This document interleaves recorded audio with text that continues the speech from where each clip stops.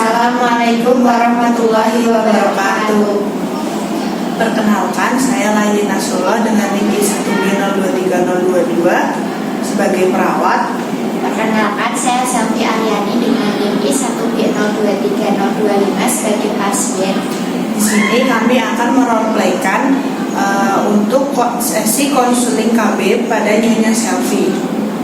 Silakan menyaksikan. Saya sudah membaca rekam medis atas nama Nyonya Selvi, tanggal lahir 29 Februari tahun 2000. Akan dilakukan sesi konseling KB. Saya sudah mencuci tangan, saya siap secara mental dan fisik bertemu pasien. Selamat pagi Ibu, terima kasih sudah datang ke klinik kami ya Bu. Perkenalkan, saya perawat Laili, saya yang akan mendampingi Ibu dalam konsultasi KB ya Bu. Sebelumnya izin verifikasi data Ibu ya Bu. Ibu dengan nama siapa dan tanggal lahirnya? Selamat pagi Sus, saya Selvi, tanggal lahirnya 29 Februari tahun 2000. Baik Ibu Selvi, Ibu datang untuk konsultasi KB ya Bu. Apakah sebelumnya Ibu sudah pernah mendengar atau terpapar informasi tentang KB sebelumnya? Saya belum tahu Sus, ini baru pertama kali saya datang konsultasi KB, soalnya biasanya saya hanya dengar dari tetangga saja. Baik Ibu, saya akan jelaskan secara umum terlebih dahulu ya Bu. Untuk KB itu salah satu keluarga berencana, yaitu usaha untuk membantu pasangan suami istri untuk mengatur kehamilan sesuai dengan keinginan dan kebutuhan. Untuk KB itu sangat penting ya Ibu, bisa bermanfaat untuk menjaga kesehatan Ibu, anak Ibu, dan keluarga Ibu. Selain itu, perencanaan KB ini juga bisa membantu Ibu merencanakan masa depan baik secara ekonomi maupun sosial Ibu. Seperti itu ya Sus. Saya ingin tahu Sus, ada apa aja sih metode KB itu? Untuk metode KB itu salah satu antara lain ya Bu. Yang pertama itu adalah pil KB. Pil KB itu dapat diminum setiap hari, namanya mempunyai efek sakit. Kemudian ada suntik KB. Suntik KB itu dilakukan 1-3 bulan sekali. Yang selanjutnya itu ada IUD atau spiral. Spiral itu seperti ada alat yang dimasukkan ke dalam rahim Ibu. Kemudian ada implan. Implan itu ada batang kecil yang nantinya akan dipasang di lengan, di bawah kulit lengan Ibu. Kemudian selanjutnya ada alat kontrasepsi, yaitu kondom Ibu. Ibu pasti sudah familiar ya, ini digunakan ketika berhubungan suami istri. Tetapi efeknya juga efektivitas bekerjanya tidak seperti KB-KB lainnya. Kemudian yang terakhir itu adalah sterilisasi. Tindakan ini bisa dilakukan oleh pria juga Bu, tidak hanya untuk wanita. Untuk pria tersendiri itu namanya vasektomi. Vasektomi itu memotong jalur keluarnya sperma yang nantinya jadinya ketika berhubungan suami istri, sperma itu tidak keluar sehingga tidak membuahi sel telur. Untuk perempuan juga ada Ibu.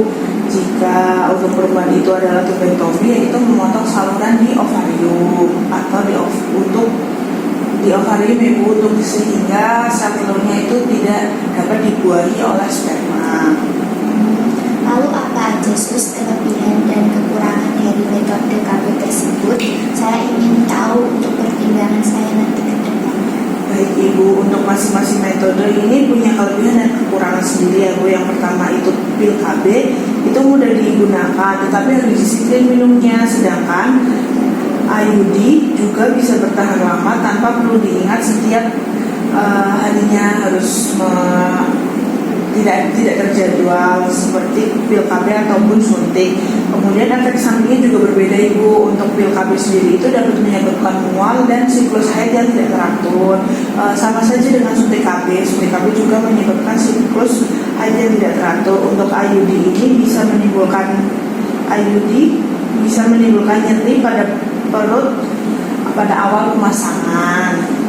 Kemudian sterilisasi juga salah satu metode yang paling efektif ya Bu untuk mencegah kehamilan. Tetapi ini harus dipertimbangkan dengan baik, karena kalau untuk sterilisasi kan berarti sudah tidak akan ada pembuahan antara sel telur dengan sperma, sehingga itu tidak akan terjadi kehamilan. Biasanya ini dilakukan pada pasangan suami istri yang sudah memiliki anak yang menurut mereka sudah cukup. Kalau saya tidak ingin punya anak lagi, tapi saya takut lupa minum obat, sebaiknya untuk mempertimbangkan hal tersebut, saya lebih pilih metode yang mana ya Sus? Jadi itu untuk menunda ya Ibu? Sus? Itu pertanyaannya bagus ya Ibu. Untuk menunda itu mungkin karena Ibu menunda kehamilan agar tidak repot mengatur jadwal minum pil KB ya Bu, Ibu bisa mempertimbangkan suntik IUD atau implan.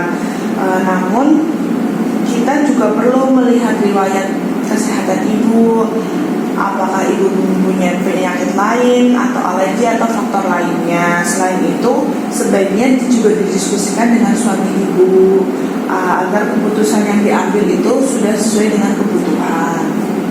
Saya nggak punya riwayat penyakit sih Sus, suami saya juga mendukung. Menurut suster, yang paling ekonomis itu kafe apa ya Sus? Untuk secara biaya, pil KB dan suntik memang lebih murah di awal, tetapi tidak untuk jangka panjang. Untuk IUD dan implan lebih ekonomis karena cukup sekali pemasangan, dia sudah bertahan untuk beberapa bulan atau beberapa tahun. Ibu bisa memilih sesuai dengan kebutuhan dan kenyamanan Ibu. Sus, sekarang saya lebih paham dengan penjelasan suster yang tadi. Terima kasih ya Sus. Baik Ibu, sama-sama. Jika Ibu ada keraguan atau ingin konsultasi lagi, silakan datang kapan saja Ibu, sesuai jadwal ya, hari Senin sampai Sabtu. Kemudian keputusan untuk mengambil KB itu ada di tangan Ibu dan suami Ibu. Kami siap mendukungnya. Baik Sus, terima kasih. Ya, terima kasih kembali. Telah dilakukan sesi konseling KB pada Nyonya Selvi tanggal 29 Februari tahun 2000. Nyonya Selvi datang dengan pertanyaan apa itu KB, macam metode KB, kelebihan dan kekurangan, apa yang paling efektif. Kemudian saat dilakukan konseling, pasien kooperatif. Setelah dilakukan konseling, pasien mengerti apa yang ia tanyakan atau yang pasien bingungkan. Kontrak waktu selanjutnya, jika masih ada keraguan bisa datang ke klinik Purwokerto 5 Juni tahun 2025 tertanda perawat layanan.